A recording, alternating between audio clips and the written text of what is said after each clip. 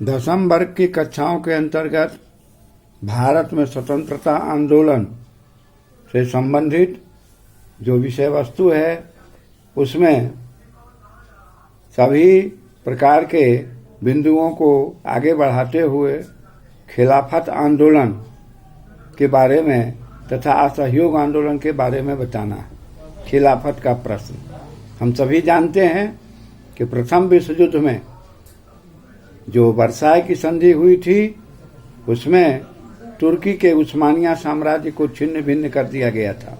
उस्मानिया साम्राज्य के अंतर्गत ईरान और इराक अलग हो गए और वहाँ ब्रिटिश आधिपत्य स्थापित हुआ था। उस्मानिया साम्राज्य के ऊपर कई प्रकार के दमनात्मक कार्य किए गए थे, इसलिए पूरे इस्लाम जगत में तुर्की को समर्थन मिलना शुरू हो गया। अंग्रेजों के खिलाफ में भारत में भी शौकत अली और मोहम्मद अली नामक दो महानुभावों ने भारत में खिलाफत आंदोलन चलाया था।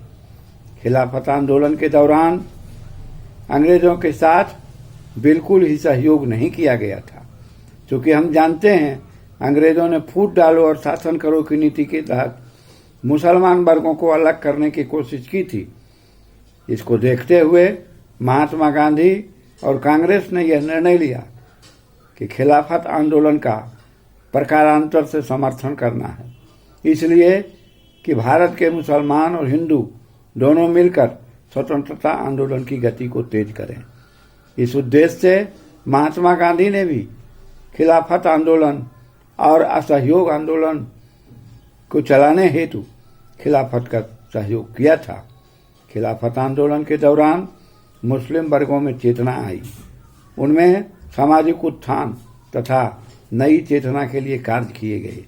इसके उपरांत जब खिलाफत का प्रश्न सबके सामने आया तो महात्मा गांधी ने कहा कि हमें भी असहयोग आंदोलन चलाना है।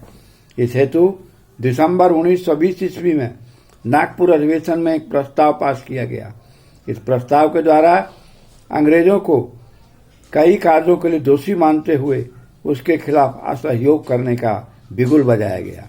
यह तर्क दिया गया कि रॉलेट एक्ट जैसे काले कानून, भारत सरकार अधिनियम जैसे खराब कानून, इसके अलावा जालियांवाला बाग हत्याकांड जैसे कृत्य अंग्रेजों को सहयोग देने के लिए हमें निश्चित रूप से सोचने पर मजबूर किया है। इस हेतु महात्मा गांधी ने असहयोग आंदोलन चलाया।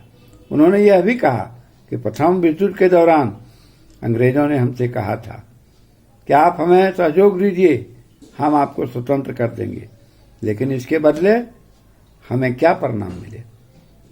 हमें स्वतंत्रता के बदले लाठियों और गोलियों से झेलना पड़ा। हमारी लाशें बिछ गई, हम प्राण गंवाने लगे।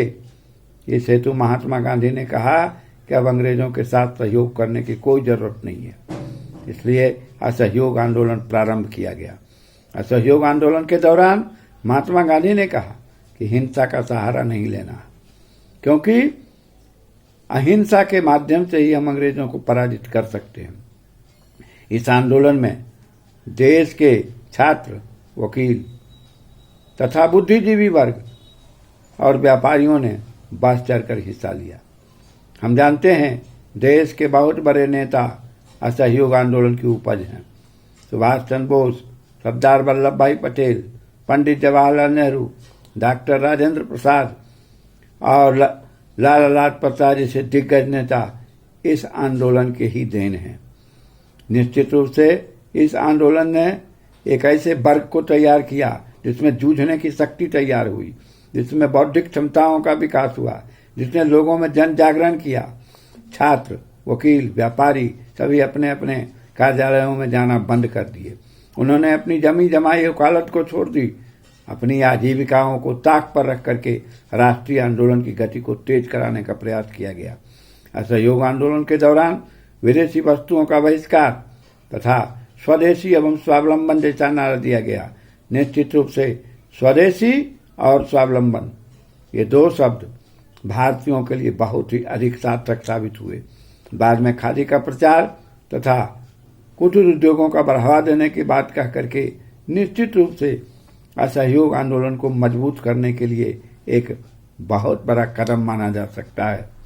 लेकिन हम सभी जानते हैं, दुर्भाग्यवश फरवरी 1922 ईस्वी में चौरी चौरा कांड के उपरांत 22 पुलिसकर्मियों को जला दिया गया था, जिसके परिणाम स्वरूप महात्मा गांधी दुखी हो गए और महात्मा गांधी ने असहयोग आंदोलन वापस लेने का निर्णय किया।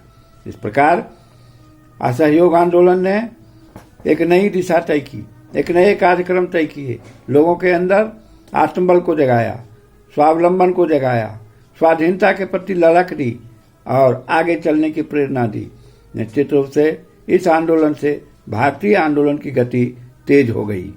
तो हम कह सकते हैं कि इन दोनों कंटेंटों से राष्ट्रवाद के जो परिणाम थे वह सार्थक साबित हुए हैं।